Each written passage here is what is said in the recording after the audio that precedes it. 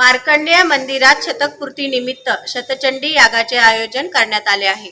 मार्कंडेय मंदिरात शतचंडी याग पद्मशाली ज्ञाती संस्थेचे शतकपूर्ती निमित्त आयोजन।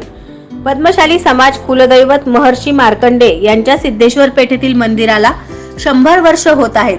त्यानिमित्त नव्या वर्षात अनेक धार्मिक सामाजिक उपक्रमांचे आयोजन करण्यात आले।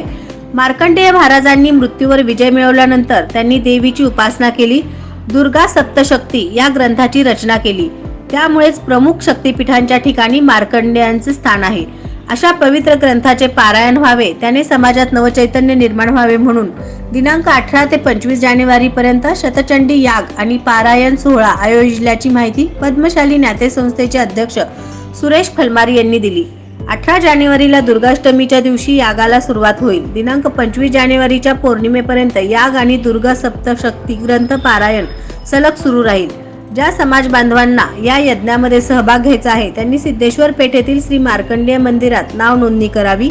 या यागाच्या यशस्वीतेसाठी संस्थेचे उपाध्यक्ष महांकाळी एलदी, सरचिटणीस संतोष सोमा, सहचिटणीस राज महेंद्र कमटम, रमेश कैरमकोंडा आदी प्रयत्नशील आहेत।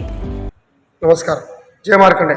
माझं नाव राघवेंद्र श्रीनिवास सरकार पंतुल या मार्कंडेय मंदिराचे पुजारी असून तर आपल्या या मार्कंडेय मंदिरात शतक महोत्सव निमित्त मार्कंडेय मंदिराचे 100 वर्ष पूर्ण होत असल्याने तर जानेवारीमध्ये शाकंभरी उत्सव निमित्त 18 जानेवारी 2024 ते 25 जानेवारी 2024 दुर्गाष्टमी ते पौर्णिमेपर्यंत तर आपल्या मार्कंडेय मंदिरामध्ये शतक महोत्सव निमित्त शतचंडी याग ठेवण्यात आलेले आहे।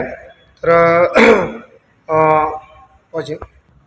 सर्व पद्मशाली समाज बांधवांना विनंती आहे की या शतक महोत्सवामध्ये जास्तीत जास्त लोकांनी उपस्थित राहून त्यांनी आपले